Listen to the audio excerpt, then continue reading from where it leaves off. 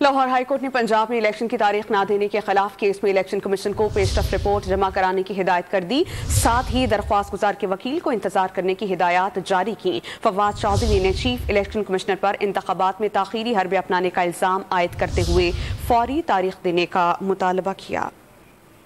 پنجاب میں الیکشن کی تاریخ نہ دینے پر الیکشن کمیشن اور گورنر پنجاب کے خلاف توہین عدالت کی درخواست پر سماعت لاہور ہائی کورٹ میں ہوئی. سماعت کے آغاز پر عدالت نے درخواست گزار کے وکیل اظہر صدیق سے استفسار کیا کہ انہیں اتنی جلدی کس بات کی ہے, کیا عدالتوں پر اعتماد نہیں.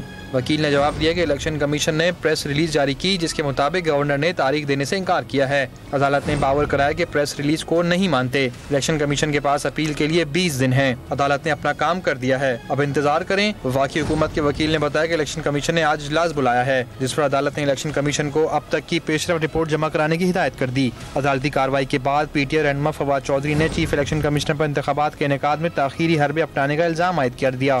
کہا عدالت کا حکم ہے کہ الیکشن کمیشن فوری طور پر الیکشن کا اعلان کرے, لیکن 5 دن بعد بھی اعلان نہیں کیا گیا. عدالت کا واضح حکم ہے کہ وہ الیکشن کمیشن فوری طور کے اوپر شیڈیول کا اعلان کرے.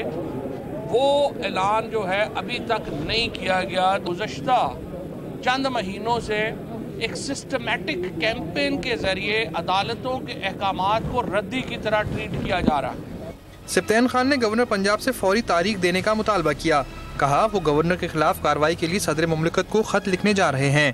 امیڈیٹلی آپ الیکشن اناؤنس کریں and you can not deprive your people from right of vote. آج ہم ڈائریکٹ پریزیڈنٹ صاحب کو لیٹر ڈائریکٹ لکھنے لگے ہیں کہ آپ گورنر صاحب کے خلاف ایکشن لیں, اور گورنر صاحب جو ہیں he is trying to violate the constitution. Sibtain Khan نے الیکشن کمیشن اور گورنر پنجاب کو مشورہ دیا کہ وہ میٹنگ کھیلنا چھوڑیں اور لوگوں کو ان کا حق دیں.